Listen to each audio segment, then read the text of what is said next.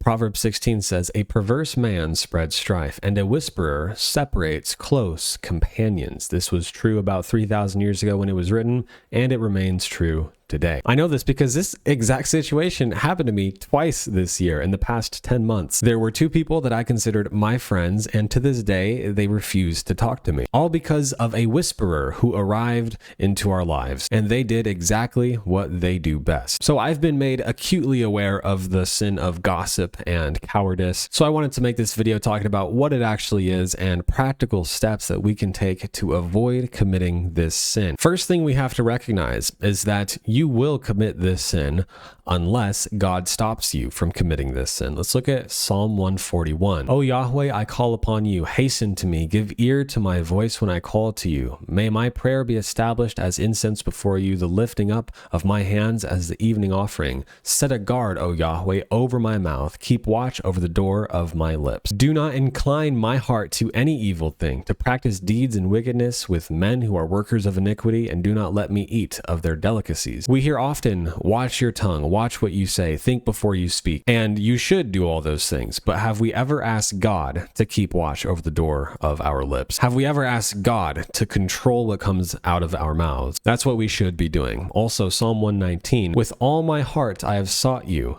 Do not let me stray from your commandments. Your word I have treasured in my heart that I may not sin against you." Genesis to Revelation screams the power of God's grace, the effective power of his grace. Not just to save you that one time you went to youth camp and you had a fun experience, tears coming down your face because you're so emotional. I'm not saying that that was a fake experience or anything if you had anything like that, but if you ever were saved at one point in time by grace, that was just the beginning of God's grace in your life. Titus 2 says, "For the grace of God has appeared, bringing salvation to all men, instructing us that, denying ungodliness and worldly desires, we should live sensibly, righteously, and godly in the present age." The grace of God has appeared, instructing us. The grace of God instructs us. The grace of God causes us to do good and not sin. Now, with that foundation, let's talk about gossip and what it actually is. Let's go to Romans chapter 1, where Paul says, "All of creation testifies to the goodness of God, his eternal power and divine nature. And even though people knew God, they did not glorify him as God or give him thanks, but they became futile in their thoughts, for their foolish heart was darkened." He goes on to say, "For this reason God gave them over to dishonorable passions, for their females exchanged the natural function for that which is unnatural. And in the same way also the males abandoned the natural function of the female, and burned in their desire toward one another, males with males committing indecent acts and receiving in their own persons the due penalty of their error." In the same passage, Paul goes on to give a list of evil things that people do. "God gave them over to an unfit mind, to do the things which are not proper, having been filled with all unrighteousness, wickedness, greed, evil, full of envy, murder, strife, deceit, malice. They are gossips, slanderers, haters of God, violent, arrogant, boastful, inventors of evil, disobedient to parents, without understanding, untrustworthy, unloving, unmerciful. And although they know the righteous requirement of God, that those who practice such things are worthy of death, they not only do the same, but also give hearty approval to those who practice them." So all of these sins are worthy of death. And not only are they worthy of death, but every person who commits these sins knows that they are worthy of death for committing them. So gossip and slander is in the same category as murder and homosexual activity. In this context, all of it is worthy of death. Now, what exactly is a gossip? What do they do? Let's look at the Greek word because it's actually pretty interesting. This says psithuristes, and it's actually an onomatopoetic word, meaning the word came from a sound that people heard in real life. Like these other words here are also onomatopoeia. So once again, psithuristes. You can definitely tell that at least the first part here, the sound literally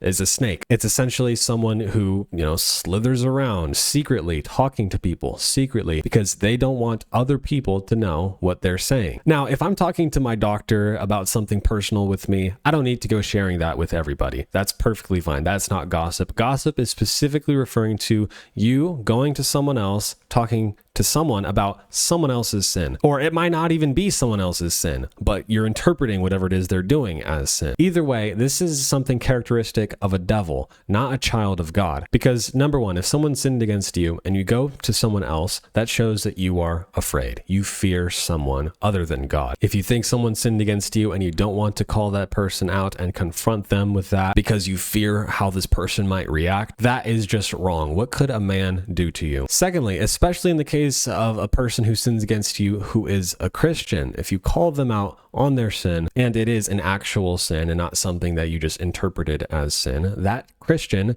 should repent. Therefore, it's actually unloving of you to not call people out on their sin. We read Acts chapter 2, Peter preaching to the masses, you just murdered the Son of God. He called them out on their sin, and they repented. Imagine if Peter was a gossip and he went to the disciples to cry to them about how they killed the Messiah. Oh, what are we going to do? When we think about it that way, it becomes much easier to avoid the sin of gossip because it's actually a loving thing to go to someone directly and tell them the problem that you have with them. And this is why Proverbs 10 says, he who covers up hatred has lying lips, and he who spreads a bad report is a fool. Proverbs 27 as well, faithful are the wounds of a friend, but deceitful are the kisses of an enemy. If you have friends that you absolutely never, ever have conflict with, chances are you have a fake friend or you are being the fake friend. Because if someone is spending time with a sinner, after some time, there's going to be sin. It's just going to happen. I've heard this about marriage, actually. Oh, the marriages that go perfectly fine and everything's smooth and they have no issues. They never argue with each other. Those are in reality the worst relationships because they're sweeping everything under the rug. They're acting like cowards because they don't want to deal with sin. Now, gossiping, talking behind someone's back, that is obviously sinful, but the root cause of it is another sin, cowardice. Why would someone talk about someone else behind their back? Because they're a coward. Why would someone avoid calling someone out on their sin?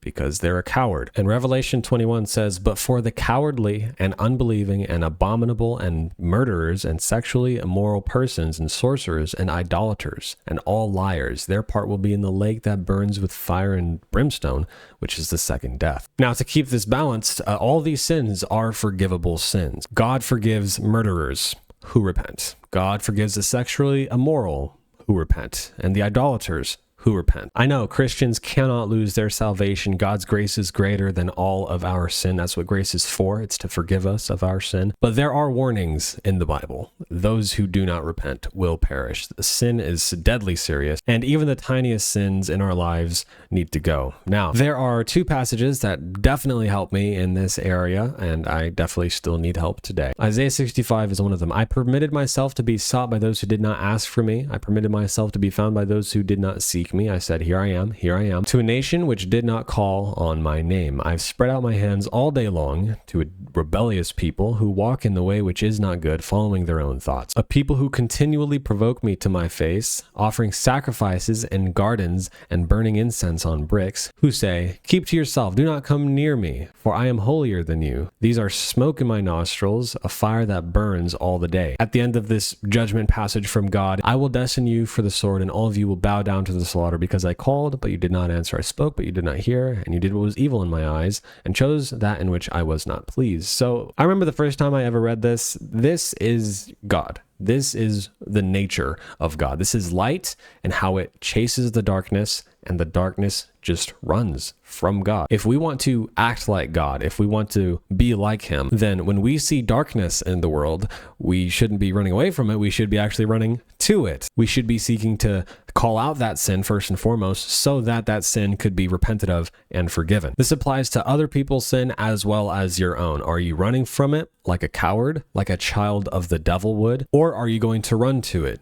deal with it, call it out, and also forgive it like God would? If you are light, you have absolutely nothing to fear in the darkness. You are what is shining in the darkness. Now, Joshua 1:9, very short. This one's probably more popular. Have I not commanded you? Be strong and courageous. Do not be in dread or be dismayed, for Yahweh your God is with you wherever you go. I actually have that one on this bracelet here. But yeah, if you gossip, if you are acting cowardly, it's because you lack faith. You don't know that God is with you wherever you go. Whatever happens to you is exactly what God planned to happen to you. And it's for your good. Now, a very tangible piece of advice before I end the video so that you can discern whether or not you're gossiping, whatever you're saying to someone constitutes as gossiping. Basically, let's say someone sins against you. If you're telling anyone anything that you haven't first said to that person first who sinned against you or sinned against anyone else or whatever. If there are things that you would tell other people, but you wouldn't tell this person, yeah, you're in sin and you need to repent. I know these videos about practical daily living stuff